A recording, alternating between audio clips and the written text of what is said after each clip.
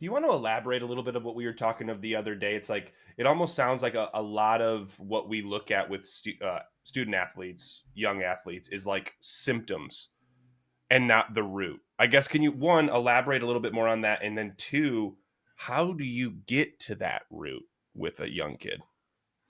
Yeah, great question. So when I first started diving into this concept of mindset coaching and mental performance and getting certified, and there's a lot of great tools that we use.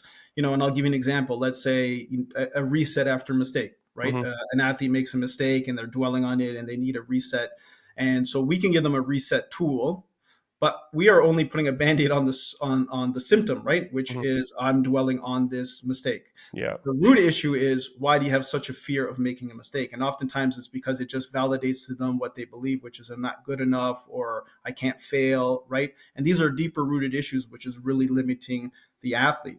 Hmm. And so when I first started, I would begin by giving them tools, which I had learned.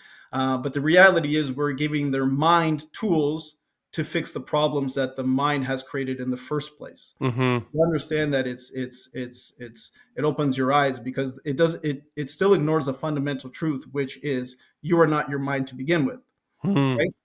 And so it's a lot of what I do is not necessarily in terms of training the mind. And yes, there is going to be a concept of mental training, but the core of what I do is mental separation, right? Because within your mind lives a very limited version of your potential. And why? Because the mind is built for survival. And so it generates fears and it generates doubts and it does comparison and it holds stories of the past that hurt us, and it projects it to the future and our limiting beliefs, and a negative narrative is within there. But all of that is not who we are. And Hmm. so once we make that separation and we say, hey, that's how your mind works. And I really show them how the mind works so they understand how these thoughts get generated. And now all of a sudden we start to raise their level of consciousness so that they become well aware of the things that are actually holding them back. Right. And if you think, I believe it's Einstein that said that you cannot solve a problem from the same level of consciousness that it was created. And so we are trying to give these kids tools, or athletes tools, to fix the mind at the same level of consciousness that they were created, and it's not having lasting impact. And that for me really changed the way that I coach these athletes.